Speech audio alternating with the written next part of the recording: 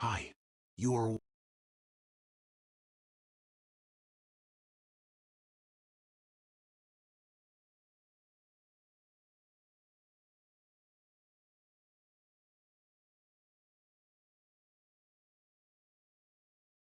watching.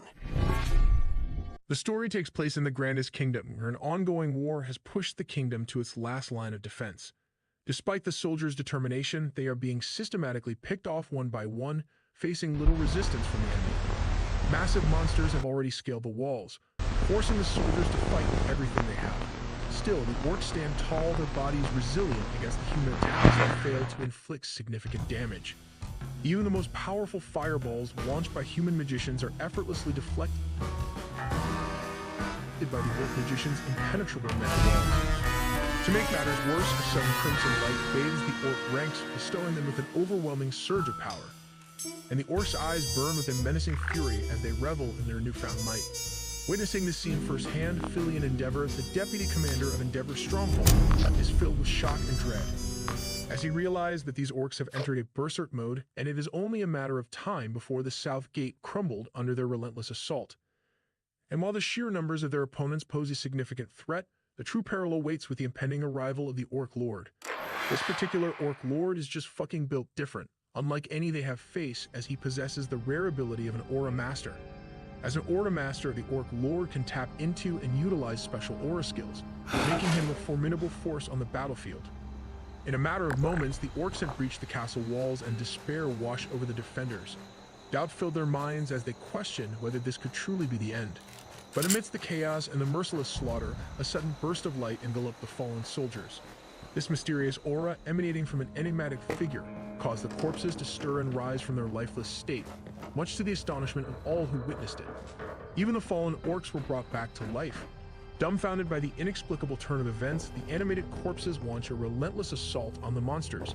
Despite the orcs' powerful swings that could knock them down with a single blow, the corpses stood up once more, undeterred and ready to continue the fight. The sheer number of undead soldiers, including fallen humans and their own fallen brethren, overwhelmed the orcs. It became apparent to onlookers that a necromancer was responsible for this incredible resurrection, leaving them puzzled as to why a necromancer would be present in such a dire situation. As the ranks of animated corpses multiplied with each passing minute, they directed their onslaught towards the Orc Lord. On the Orc's side, the Orc Lord realized that the tables had turned against him. Utilizing his aura skill, he joined the battle, determined to regain the upper hand. Simultaneously, the mysterious man revealed himself, aware that defeating the Orc Lord with mere animated corpses would not be enough. So the green-haired man summoned his collected entities using summoning circles. While the Orc Lord grappled with the onslaught of corpses before him, a skeleton under the Necromancer's control seized the opportunity to strike the Orc Lord from his blind spot. However, the Orc Lord, being an Aura Master, dodged the attack in the nick of time. But just as the Orc Lord prepared to counter, he was caught off guard by another personal summon from the Necromancer, who followed up with an attack from the rear, nullifying the Orc Lord's offensive maneuvers. Then the skeleton attempted another strike, but the Orc Lord's skill allowed him to evade their combined assault. However, the two adversaries were well aware that all it would take was one opening to turn the tide. Sensing that moment, the humanoid beast seized the opportunity, delivering a powerful blow that sent the Orc Lord several feet away, incapacitated and vulnerable. Meanwhile, the onlookers were left in awe as they witnessed the vastness of the world unfold before their eyes. It was truly baffling to witness a necromancer, who possessed exceptional swordsmanship, taking part in the battlefield. Also, the personal summons of the necromancer proved to be more powerful than their own soldiers, surpassing even the might of the orcs. And the scene was surreal as blood from their fallen enemies flowed like rain, leaving the onlookers in shock, and disbelief painted their faces as they struggled to comprehend how a single necromancer had managed to turn the tides of the battlefield single-handedly. And despite the Empire's prohibition on black magic, a sense of gratitude emerged within them as they realized that the necromancer and his creatures had effectively saved their ass from impending doom. Meanwhile, the Orc Lord couldn't help but commend the necromancer, as he never expected that mere corpses could bring him to a halt. However, he warned the necromancer not to think that he had defeated just that. In response, the necromancer confidently complimented the Orc Lord, asserting his superiority over him. And observing the Orc Lord, the necromancer saw a potential new companion and a usable body.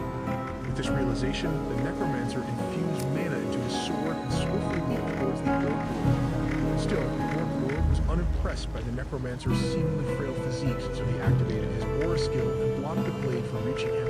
And then he sliced this bitch up. However, he soon realized that it was merely a decoy. So in that split second, he instinctively attacked from his rear, only to find his strike intercepted by a bone wall that emerged from the ground. this, the necromancer realizes that the orc's competence exceeded his initial expectations, so he decides to go all out for the sake of his survival as Andreas Cromwell and to protect those dear to him in this world. Activating his trump card, the necromancer created an armor made of bones that enhanced his abilities. Seeing this motherfucker transform in front of him, the Orc Lord understood that this was his final battle and welcomed it with a smile, meeting the necromancer head-on, making the ground beneath them tremble as their weapons clashed, creating shockwaves that reverberated through the surroundings. And the onlookers were left in shock as they witnessed the destructive power of the battle unfolding before them. However, even the greatest battles must come to an end. With a few more exchanges of slashes, the warriors prepared their most devastating attacks, aiming to bring the fight to a definitive conclusion. And the outcome of this epic clash will determine the fate of the combatants and shape the course of the battle. But before all of this madness unfolded, let's rewind a few months back to Rodland Academy, the Empire's most prestigious and nurturing academy, where promising individuals come to learn. Little did people know that the Academy also served as a gathering place for those hiding their true identities. Deep within its walls, hidden behind a portal, a white-haired guy named Haron found himself frustrated by the sheer incompetence of his colleague, because Andreas had forgotten where he had left the body he had been working on for weeks. And considering the shady nature of their business as forbidden black magic researchers and necromancers, finding that missing body was of utmost importance. If someone were to discover their activities, it would be execution time, no questions asked. That's why they had to conduct their experiments in secret, away from prying eyes. Still, he found the body, and after setting everything up, they embarked on a ritual to reanimate the dead. Unfortunately, their attempt was a complete failure. Disappointed, the white-haired dude decided to call it a day and commanded Andreas to clean up and head back upstairs. Andreas, feeling bummed out because he hadn't learned anything that day, begrudgingly started cleaning. He couldn't help but think that even though what they were doing was dangerous, he wasn't gaining much from it. But quitting wasn't really an option. After all, he was the only place where he could get his hands on proper books about the lab. A few moments later, Andreas went to report to the white-haired dude that he had finished cleaning. But of course, that wasn't enough for this guy. If it takes Andreas half a day just to do the cleanup, he wonders when he'll ever be able to do a full job by himself. This guy really knows how to push Andreas' buttons. He has the audacity to complain while not even bothering to teach him anything. So poor Andreas has to figure things out on his own, all while keeping his mouth shut because one wrong move and he could become the next test subject. But now this white-haired dude is really testing Andreas' patience. He warns Andreas that he won't tolerate another failure. As if Andreas doesn't know that already, but he also knows that his scrawny ass wouldn't stand a chance against the Gramps in front of him. So for now, Andreas agrees and the Gramps gives him another chance. With this, he tells Andreas to go to the Binhala's National Graveyard and bring him another body. And as Andreas was about to leave, the white-haired dude reminded him that he was the one who took him in despite being an orphan. So Andreas had to constantly prove that he was worth keeping around. If you couldn't, you already knew what would happen. But Andreas had reached his limit with this fucker. His eyes stared blankly at him, and as soon as the white-haired dude permitted him to leave, Andreas left without a moment's hesitation. But still, Andreas couldn't help but be mad at the Gramps for being so cheap. Old Geezer didn't even give him the damn travel expenses. And to make matters worse, he noticed that the other bitch-ass students were looking at him as if he were a ghost. That really pissed him off, so he angrily pushed everyone in his way and walked right past them. He was also pissed at himself because he didn't have the slightest idea of how to get out of this mess. Because he is now inside the body of Andreas Cromwell, a third-year student who is considered untalented and an orphan from a fallen family. He was the epitome of someone who only favors with the strong and slams the weak. He was the worst-rated student in the academy, a third-rate villain. The kind of character that nobody wanted to play as.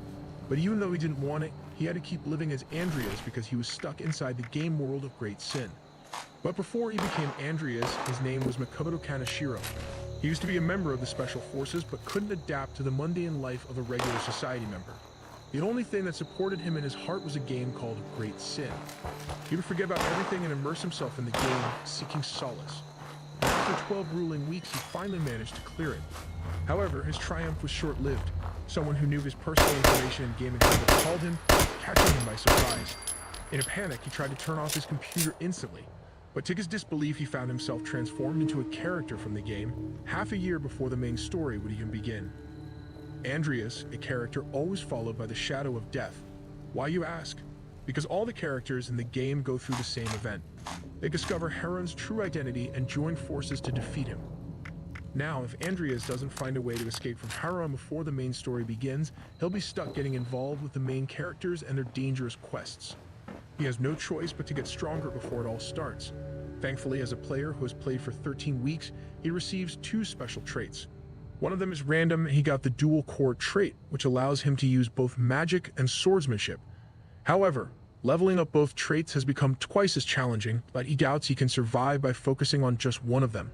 So he's left with the other main trait that he can choose. It's crucial that he selects one that synergizes the most with his necromancy. After all, it's not every day you find yourself battling evil forces with a pocket full of corpses and a half-assed skill set. So Andreas opens up the system window to choose his characteristic, and boy, there are a lot of options to choose from. There's the Chinese Dao path, weapons path, where he becomes a walking armory, skill steel, which would be perfect for snagging some sweet moves from his enemies, God Killer, for when he's feeling extra ambitious, and even Cunning Spider, because who doesn't want to be a sneaky 8-legged arachnid or become Spider-Man in a fantasy world? But none of these choices really synergize with his necromancy skill. Andreas, being the smart guy he is, decides to look at the ones he hasn't seen before. He's certain that the solution lies within these undiscovered skills. And just like that, his attention is instantly drawn to the evolution trait. It's the phenomenon that takes a living creature and turns it into something bigger and better. Andreas realizes that he hasn't come across this trait in the game so far, and what he really needs right now is something that will help him outgrow those castle walls and become a force to be reckoned with. Without needing to think any further, Andreas chooses the evolution trait. Suddenly, a glimpse of the future seeps into his mind. He envisions the incredible things this trait will bring him in this world. With his newfound confidence, he knows that he will not only survive, but also conquer this game as Andreas, the evolved and unstoppable badass. A few moments later, Andreas finds himself inside the Maple Leaf dormitory. As he sits alone in his room, he contemplates his current situation. He realizes that in the game, Andreas was just a minor villain, but now, experiencing it firsthand, he feels incredibly powerless. He can barely conjure a single elemental magic spell, and his only immediate asset is his necromancy. That's why choosing the evolution trait was the best decision he could make. With determination in his eyes, Andreas decides to make a quick stop at the underground research room before heading to the graveyard. Since he knows he can't afford to waste any time, he needs to become stronger as quickly as possible. Not only for the upcoming events, but also because he's well aware that there are countless characters in this game who can kill him besides Haran. As Andreas enters the underground research facility, he's disappointed to find that the books inside have horrible titles that could instantly get him killed if discovered. To make matters worse, there's something in the room that could kill him, and from what he observed yesterday, it's clear that she's a vampire. Vampires in this game are unfazed by direct sunlight and possess powerful magic. She's definitely not the kind of being that Haran can easily get his hands on. She's like a mid-game boss. To Andreas' surprise, the vampire calls out to him and offers to help him escape. She promises that if he lets her out, she'll kill Haran. She knows he's afraid that Haran will eventually try to kill him. However, Andreas remains unfazed because, as expected of a vampire, she saw through his caution with Haran. He realizes he hasn't been acting like Andreas for a while now, so maybe that's why she approached him. Curious, he asks her what she would do if he releases her, knowing there's no guarantee she'll let him go safely. In response, the vampire swears that she won't kill him. But Andreas isn't a fool. He knows that a higher being like her wouldn't just keep a promise with a human, so he doesn't blindly believe her words without taking precautions. He tells her that he needs to think about it, understanding that betraying his teacher right away would lead to troublesome consequences. The vampire isn't thrilled with his response, but she's unable to harm him beyond the confines of the cage. Andreas boards the train to head to the graveyard. He admits that the vampire's offer is tempting, but he decides to prioritize researching more about vampires before making any hasty decisions. Perhaps there's a book somewhere that can provide guidance on how to handle them. Soon after the train arrived at the Hartfall station, the gateway to the National Graveyard, Andreas disembarked and made his way straight to the graveyard. However, he quickly realized that due to the weak-ass body he was currently inhabiting in the steep road, he was easily out of breath. It dawned on him that in order to attain money, he would need to build up his physical strength. Still, he finally arrived at the place where black mages gather their corpses, the National Graveyard. Fortunately, he had a faint recollection of a code that only scavengers would know. With confidence, he approached the guard and proclaimed that he had come from Jenny's house, introducing himself as her third grandson. To seal the deal, he proudly declared that he had brought 13 Azure Sky Iraces. And the guard was convinced by Andreas' clever ruse, so he allowed him to enter the graveyard. After entering the graveyard, Andreas met up with the grave digger, who seemed relieved that he had arrived just in time. As promised, the gravedigger showed Andreas the knight's corpse.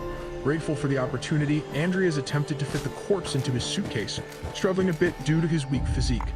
Eventually, he managed to squeeze it in, ready to make his departure before it got too late. However, his attention was suddenly drawn to a familiar grave nearby. Upon closer inspection, Andreas realized that he had seen the name on the gravestone somewhere before. It suddenly clicked in his mind. He couldn't believe it. The grave belonged to the Aura Master Nicol Lifehill, someone who had spent decades in isolated training, devoted to the path of the sword, and had become an esteemed Aura Master. But, alas, even after achieving such mastery, he met his demise due to old age. It was one of the game's hidden Easter eggs, although Andreas couldn't help but wonder why they included it in the first place. In this world, however, nobody knew that Nicol had become an Aura Master in the end.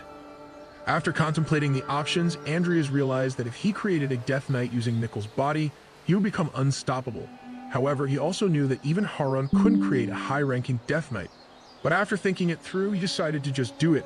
After all, if he evolves, it will be a different story, and he definitely needs a body with good latent abilities. So he asked Sir Paimon, the Gravedigger, to allow him to take another body with him. But even before he could even mention which one, Paimon immediately refused, concerned about jeopardizing his position. Paimon insisted that Andreas must obtain Harun's permission first. So with no choice, Andreas pulled out an item to convince Paimon to reconsider.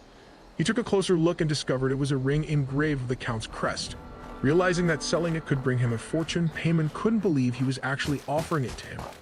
Shocked by the gesture, Paimon hesitated, doubting its authenticity. However, Andreas assured Paimon that the ring was indeed real. As a mage, he valued results above all, and he promised to hide it from his teacher. Convinced by Andreas' sincerity, Paimon finally succumbed to the bribe. Andreas couldn't help but smile at his successful ploy. Despite being the ring of a fallen noble household, its allure was still irresistible, and he knew it would help him in his quest for power. With the bribe successfully persuading Sir Paimon, Andreas was granted permission to take the corpse of Nicol Lifehill. As an Aura Master, Nicol's corpse was remarkably well preserved, and Andreas couldn't contain his excitement. The clear future he saw yesterday was finally starting to unfold. The next day arrived, and they started examining the corpse they have just acquired. It seemed to be a usable body, which pleased Harun. And in his typical fashion, he ordered Andreas to take care of the regents while he was away, as well as the aftermath. While Andreas couldn't help but be surprised at the audacity of this old fool. He had just returned, and now he was being ordered around again. But despite his annoyance, he begrudgingly followed the orders. After all, he knew he performed chores better when he was irritated. Perhaps it was a strange bodily instinct kicking in. He had to finish this quickly so that he could start studying right away. And so he proceeded with determination. However, as he cleaned, doubts crept into his mind. Asking himself if he could really make use of Nicol's body at his current level and skill, cause he is pretty sure that with his skill level, the skeletons were the most he could work with for now. And while it might be possible to evolve things with the evolution trait, he couldn't be certain since he hadn't tried it yet. Furthermore, he didn't even have the money to practice on another body. Suddenly, Andreas' train of thought was rudely interrupted by his direct summons, and he could certainly evolve his own. So he thought it should be fine to summon Nicol right now. With this in mind, he prepared the magic circles and items and began summoning the skeleton. As the summoning process began, the system window appeared, informing Andreas that the basic necromancy had been activated and one corpse had been detected. The target capable of exercising necromancy had been detected, resulting in additional effects being applied. Therefore, Aura covered his body, but the amount of mana needed just to summon one skeleton was overwhelming, causing Andreas to panic. However, as he witnessed the body of Nicol rapidly decomposing and taking the form of a skeleton, he knew that the summoning was a success. So he regained his composure, and then the system notification revealed that he had summoned a legendary skeleton, raising his skeleton's summoning level from 1 to 3. Moreover, the corpse's level was extremely high, which resulted in bonus statuses being applied, leading to its tire being raised and transforming it into a skeleton soldier. As the corpse's level was transcendent, it retained some of its sense of self from the past. With such progress, Andreas felt relieved. It surpassed his expectations as the skeleton had become a grade higher than a regular one, and even its traits were impressive. And the mastery trait in particular amazed him. To think that a skeleton possessed such a trait was truly shocking. However, it made sense as mastery was a state of being at the pinnacle or ultimate stage of proficiency. It was attainable through effort and growth. There was no doubt that Nicol had truly been a sword master when he was alive. Unexpectedly, the skeleton communicated with Andreas through sign language, expressing that he would be in his care. This made Andreas smile, realizing that the same sentiment applied to him. A few moments later, Andreas found himself back inside his dormitory, staring at the calendar. It seemed like there was still about a year until Heron's death, and if he wanted to survive, there were a lot of things he needed to do. Luckily, even if he left his summoning skill alone, its proficiency was still rising. Anyways, Andreas decided to let Nickel out of the room for now. However, he quickly realized that it would be bad if someone saw him in his current state, so he decided to dress him up first. After a few moments, Nickel looked like a new man, and Andreas was convinced that no matter how someone looked at him, Nickel appeared just like a human. To his surprise, Nickel started swinging his imaginary sword, confirming that the Easter egg description was true. He died while training, and he's still training even though he's dead. But it was a good thing for Andreas anyway, so he wasn't bothered by it and let Nickel swing his imaginary sword whenever he wanted. And since Andreas had finally found a way to cultivate his double shit trait, he asked Nickel to teach him swordsmanship. After all, who better to learn from than a swordmaster who continued to train even in death? And just like that, Nickel began teaching Andreas how to wield a sword properly. As Andreas tried to follow his instructions, he noticed that his body was creaking like crazy. He couldn't help but be thankful to Nickel for teaching him how to keep up with a body like this. It was kind of like having a crazy aura master as a teacher. With this newfound knowledge, Andreas started looking forward to the future. If he was taught correctly, he would be able to use aura. He imagined himself being able to switch between aura and mana, no longer needing to choose just one. After all, he had the dual core trait, which allowed him to use both the mana in his heart and his dantian. Although he knew it would be challenging to grow, he believed that once he got past the initial stages, he would become stronger than anyone else, just like the great Emperor Edmund, the one who founded the Empire. However, his train of thought was abruptly interrupted by a pinch from Nickel. Andreas was surprised and asked why he did that. Nickel explained that Andreas needed to focus because he was now the teacher and he would be on strict mode. Before Andreas could continue to focus, he found himself wondering how Nickel's grip could be so strong when he was just a pile of bones. After all, he was a member of the Special Forces, so physical training should be a breeze for him. But as he pondered this, Nickel pinched him again, causing Andreas to scream once more. At a later time, Andreas sat down to enjoy a cup of tea after his training session. Since he had skipped class that day and let Nickel out, he wondered how much his necromancy skill had leveled up. Opening his system window, he was surprised to see that it had increased by about 2 points in just 5 hours. It was progressing faster than he had anticipated, considering that it should have slowed down after reaching the beginner grade level. As he pondered this, he realized that Harun hadn't called him in a while. However, the vampires still looked the same, so Andreas assumed that Harun hadn't discovered anything. The evolution process was taking longer than expected, but he assumed that everything was going smoothly. But once again, his train of thought was interrupted, this time by Nickel training tirelessly, swinging his wood non-stop. Still, Andreas couldn't help but admire Nickel's dedication, even though he knew that as an undead, Nickel didn't experience fatigue. With this, Andreas thought to himself that if he had potions, he could also train, while healing himself indefinitely. However, being a broke-ass motherfucker, he couldn't afford them. But if he makes them himself, he can probably spend less on the cost of making them. Still, it's not as easy as in the game. So even if he knows the necessary ingredients, he doesn't know the specific ratio, and it wouldn't be wise of him to just blindly waste his resources like a maniac. So he concludes that it's better for him to attend some of the classes first in order to fill up his knowledge and get a better chance of concocting a potion successfully. With this in mind, when the next day arrived, he went straight to his class. But with just his presence, the other was thinking ill of him. And they are thinking of this since his family is already ruined, so it wasn't logical for them that Andreas would still be attending their school. Nevertheless, Andreas doesn't give a fuck what they say, so he endures it, and he is not here to stand out after all, so he just goes to his seat peacefully, while avoiding a certain someone without causing any commotion. Soon after the class started, Professor Vauban began his lecture on intermediary medicinal herbalism. Andreas was initially relieved that the lecture seemed to align with the game's contents and events. He eagerly awaited the part about mixing rates, anticipating familiar information. However, his excitement turned to shock when the professor discussed a physical reinforcement potion with numerous side effects, which didn't match Andreas' knowledge from the game. Feeling perplexed, Andreas stood up and raised his hand to ask a question. The professor granted him permission, and Andreas inquired why the professor didn't include Hong Pishi extract and Matarita root bark in the potion. His question surprised everyone in the room. However, this particular professor proved to be a natural-born douchebag. Instead of providing a meaningful answer, he responded with mockery, suggesting that if he would like to add those, he should make a soup instead, which made the other students burst into laughter at Andreas' expense. But despite the ridicule, Andreas remained undeterred. He knew that the ingredients he mentioned were necessary for creating a physical reinforcement potion. He assumed that perhaps this particular recipe hadn't been discovered yet. After the incident, the lecture continued as normal, but Andreas felt disappointed. He had gone through the trouble of attending the class, only to realize that his knowledge surpassed what he had learned there. He concluded that it might be better for him to study alone after all, realizing that he had been foolish to expect much from the class. But little did he know that his question had caught the attention of another student, one whom Andreas had been actively trying to avoid. A few moments later, inside the Academy Grounds research department, Andreas found himself struggling to brew potions successfully. Despite knowing the recipes, he lacked a reliable method and kept failing his attempts. Additionally, the cost of materials was higher than he anticipated, and he was worried about going broke if he continued like this.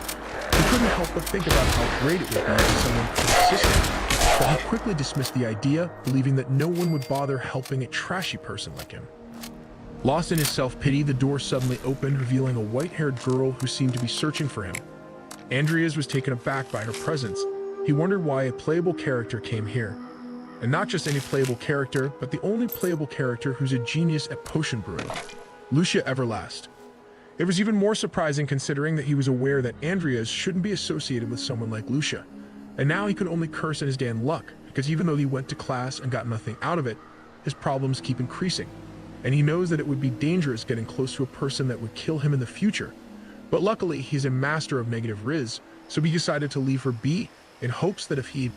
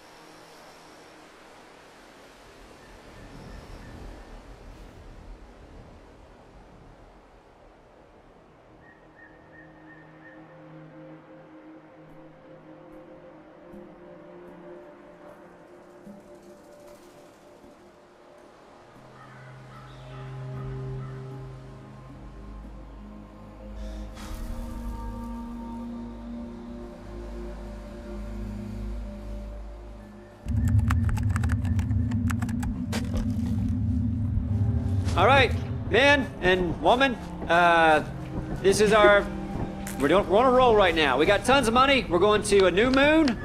I think it's called Ren. Is that right? Yeah. All right, Jack, you want to set a course? Or Abstract, go for it. I'm doing it. Okay.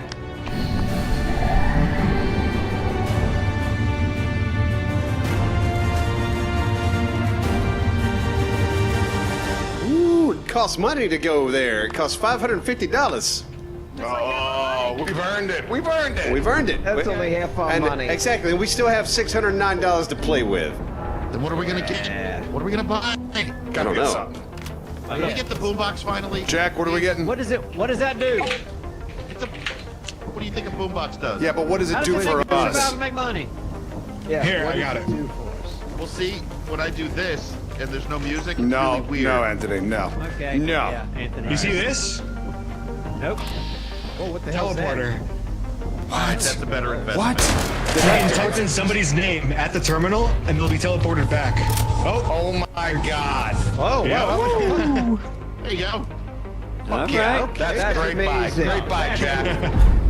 Oh man. Oh, this I is gotta the see this planet. place. Oh, God. This place, this can get confusing. Follow me. Oh, shit. Gotta follow the lights. I'll be in the ship. Okay. Charge your All right. stuff. Charge your stuff? Our stuff was charged. Yeah, I got a full charge on my walkie. I'm good. Oh God. Right behind me. I can barely see you. Yeah. Is Jack still in front of us? He said follow I think me. he is. Jack! Or way up there. Just stick to this rope. Don't let go of the rope. Hey! Yeah, we're right here. We're right here. Hey, hey, hey. Okay. So So, who's back, Steve? Yeah, Neebs is on the ship. okay. Yeah. Here we go. Let's do it.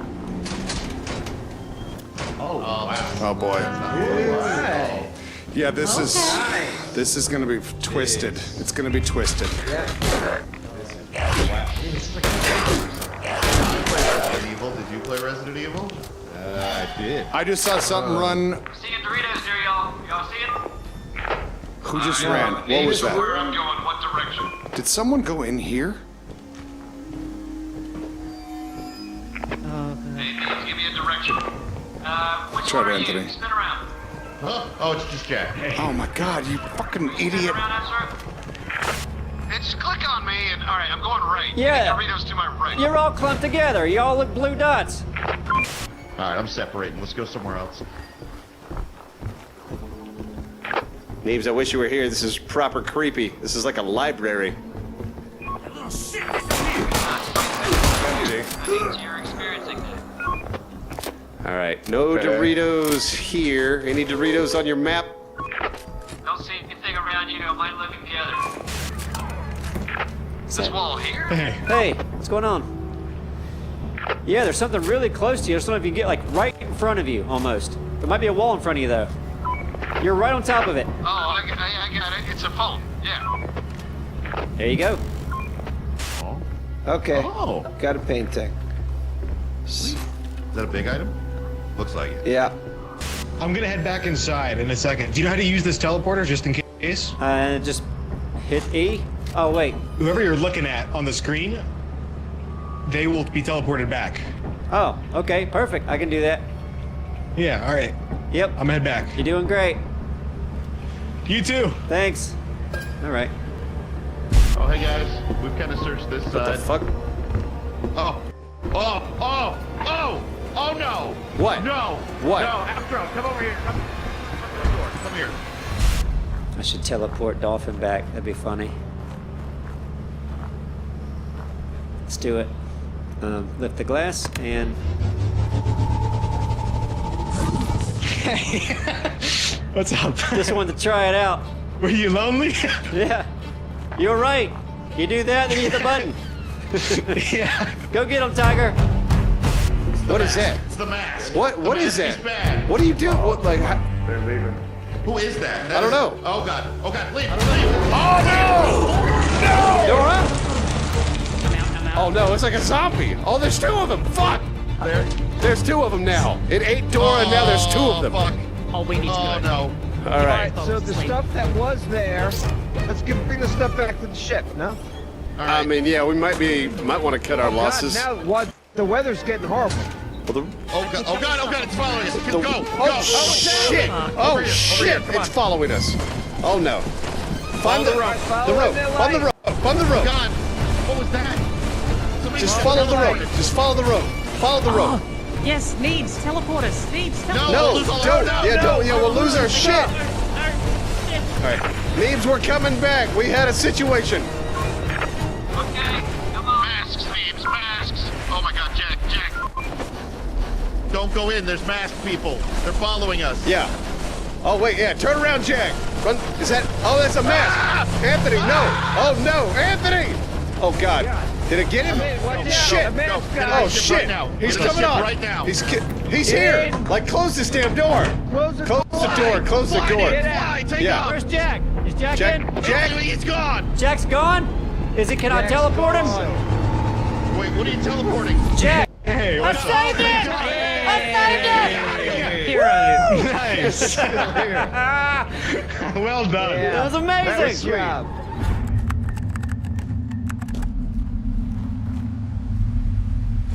I picked up someone's flashlight and. It's probably mine. Okay. All right, yeah, everybody charge your shit. I was in that room, you know. Okay. Y'all want me to stay here or go in this time? I don't care. You go in. You Yeah, haven't seen this place yet. Go check it out. It's pretty crazy. I can be on the. You want me to be on ship? That'd probably be better, huh? Hey, ship. Oof, I'm a little scared, but whatever. All right, door is right here. Here we go. All right. All right. Oh wow, so a lot less books in this place. Oh, it's a present. Astro, right there. You see it on the floor? Got it. Don't open it. Anthony. What? Anthony. What? Oh my god, it quacks did you throw down? 3 Doritos in your possession, I see. You guys go. I'm just gonna keep doing this for a while. Neebs, I don't know if you're hearing me, but yeah, there is 1, 2, your left. Or no, to your right, the way you were looking, to your right. Yeah, it's like on the other side of that wall, but like another 4 feet up to your kind of left forward. Yeah, like you're facing it right now. Okay, well, I don't know if there's any way to get to it, but it's right there, kinda. You see, I only see half of it, really. I wonder if we can get to it. Oh yeah, here's the door. Looks like it's been open. I don't know if one of the other crew went in here. Oh wait, yeah. Here we go. Get through here. Yeah, this has got to be it. Oh yeah, look, a painting. Nothing up. Oh, Nutcracker! What? Inside. Nutcracker. Hey, my hands are full. Hey, Neebs. Coming. Yeah, there's a phone right here. Grab it. Okay, I'll grab it. They seem panicked. Nutcracker. What? Nutcracker. All right, how do we deal with that? looking like a lot of dead ends, guys. I know it has a shotgun, and you can Maybe, take the shotgun. Bring that shit back. Where is this nutcracker? We got nothing to fight with. Yeah, load up the ship. It's only like 2 or 3. You can do one more Yeah. run if you want I after. entrust this to you. Get the duck back. Okay. You Go got for it. that shotgun. Hey, listen, I'll run stuff. Let me just Here it run is. stuff, because I'm not doing anything All right, else. here, Simon. Okay. Take this. It's a Yeah, painting. thank you. Someone should bring that shit back. Yeah. Bring it back. I'll take a handful back. Okay, we're bringing a run back. After you want to win this. But I got it with you. Yeah. Whatever. There's also some items outside I dropped. You take those. All right, Jack, you ready? Yep, let's do it. One of us has to grab the shotgun from this thing. Gonna grab a shotgun. Oh my God, I hear it. Up. Over here. Try to surround it. It's to our left.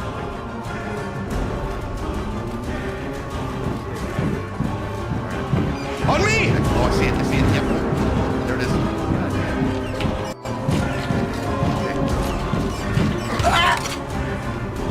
Oh, shit. Oh no, Anthony. Oh, that's it. It's right there. I think it. Anthony. Oh no, no. Oh, wait. Grab it out of his hand, right? Yeah, I tried it. I couldn't. Yeah. Oh my god. Oh God! Run there! Man, God, is that... Oh, he's dead. Look at this little robot. All right. Aztecia is coming on the ship. Hello? Hi. Have you The seen fuck? this robot? Hey, shut the door. Shut the door. Oh, I don't want to hear okay, that okay. shit. Oh, is that the robot that's doing that? Okay, that scared the shit out of me. Yeah. Never mind. Sorry. Yeah, no, that robot's fun. All right, Anthony is dead. We're not. Neebs is dead. Yeah, there's a bad thing, and Absor is dead. We should probably go. Yeah. Bodies? I think we got it. I think it's and Jack. where's What's yeah. about Good Jack? question. I'll tell you in a second. Yeah.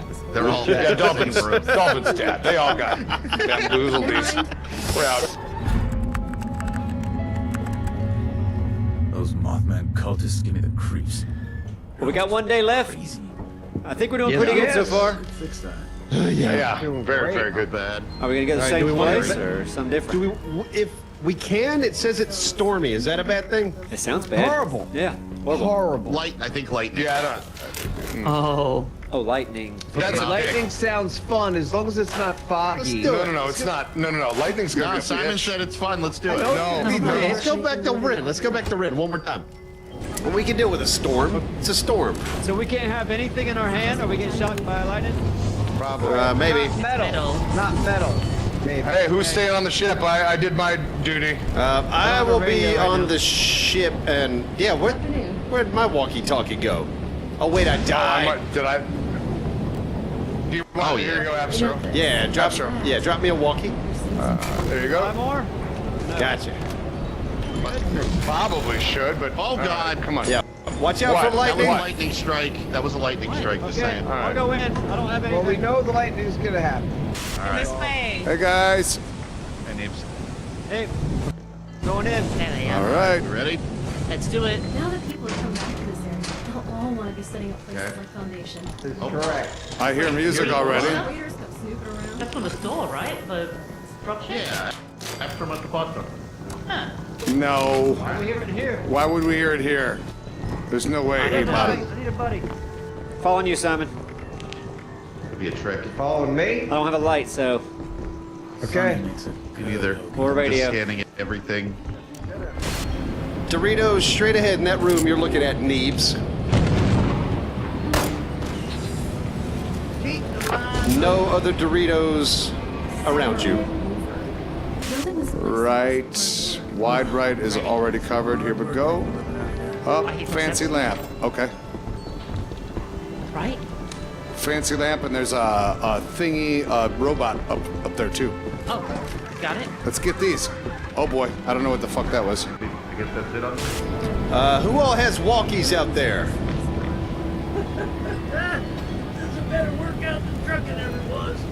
I guess nobody. I'm out here talking to myself. Hanging out in the storm. Jerking off. we got. What's happening? We just brought stuff up front. There's a lamp that surely is gonna electrocute somebody.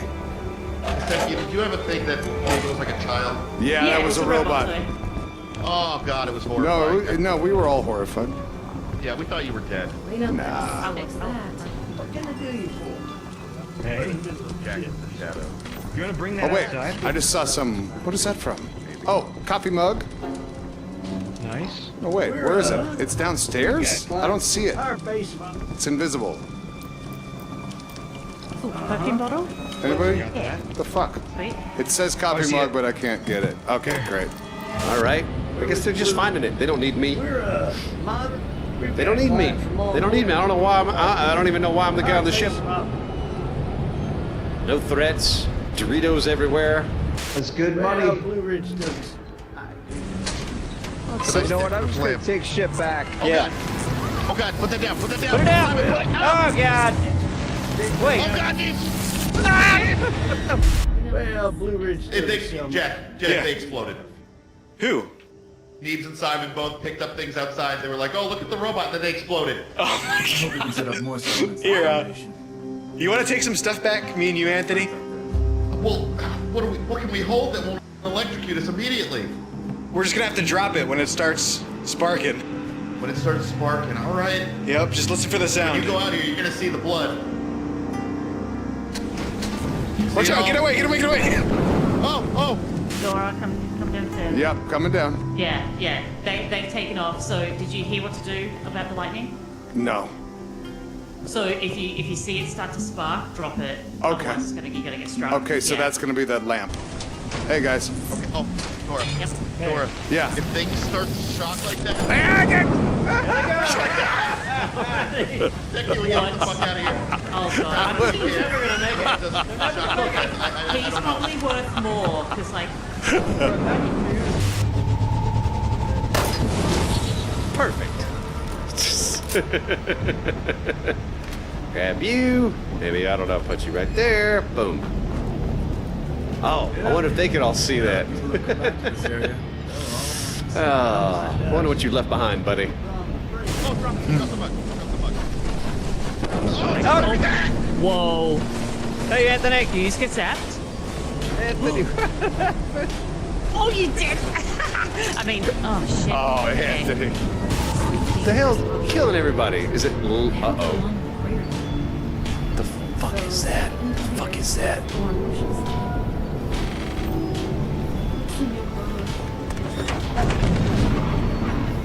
Fuck is that?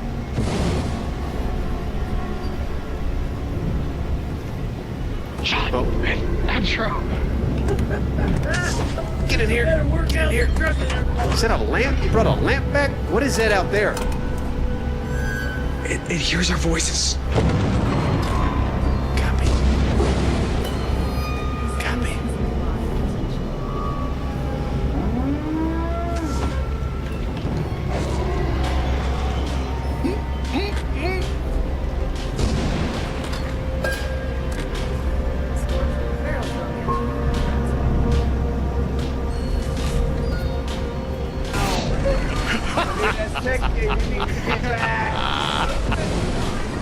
Oh, we need it so bad. Should we tell Autopilot to leave early? Come on. I'm coming. I'm nearly here. Oh, God.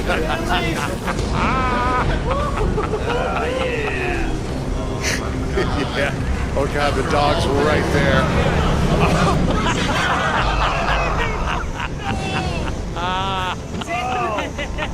Please. So good. It's still right. No, no. Please. Oh my god. Oh, that's sexy. Oh, Heck. The body. I know that was hilarious. Hilarious. I got this. See, it's on Afro's face. It's like, God damn it. That's wonderful. I love it. I love it. I had a strategy. You did great. Know that this is so fun. That's the funniest shit. That angle is the best thing I've ever seen. You look back, and you just double take that fucking animal.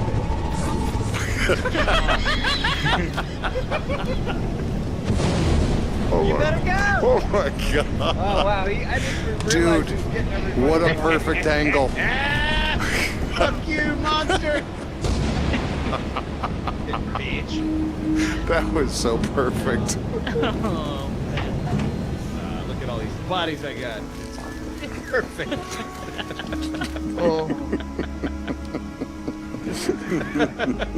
That was magic. Oh, we gotta see. Hey. Wow. Oh my Afro. god. Mwah. Mwah, you did great. Ooh, chef's kiss on that. Holy shit. Yeah. Mwah, you did great. I thought I did. You got Like, so far. Jesus. Looking back, and I saw the monster just ripping Jack apart. Yeah. It's like, oh no.